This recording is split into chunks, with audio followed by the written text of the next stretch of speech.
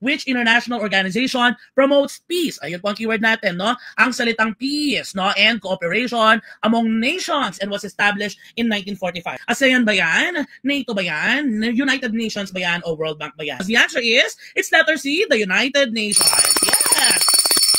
Purpok, nako, napaka-purpok ng taong bayan. So yes, peace po ang ating keyword na ginagamit dyan. Bakit? No? Because first and foremost, ito pong United Nations ay nabuo po sa ngalan ng kapayapaan. Sa ngalan ng kapayapaan, bakit naman? No? So yes po, pahapyawan lang natin. Hindi ho ba, we are all aware. Eventually, mapag-aaralan natin to sa world history. No? Pero yes, we are all aware na nagkaroon ng unang digmaang pandaigdig. Boom, boom, boom!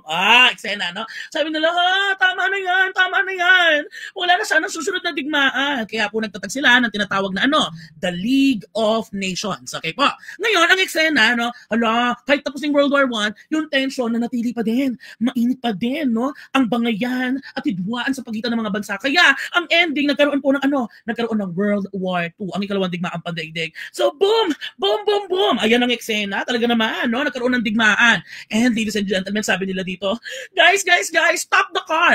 Stop the war! Sabi nila ganyan, no? Hindi na pwedeng mangyari to. Masyado nang madaming nasasalanta. Masyado nang madaming namamatay. Hindi pwedeng mangyari ito. Hindi na pwedeng magkaroon pa ng World War III. Kaya sabi nila, seryosohin na natin, guys. Kailangan bumuo tayo ng organisasyon at ito po yung the United Nations.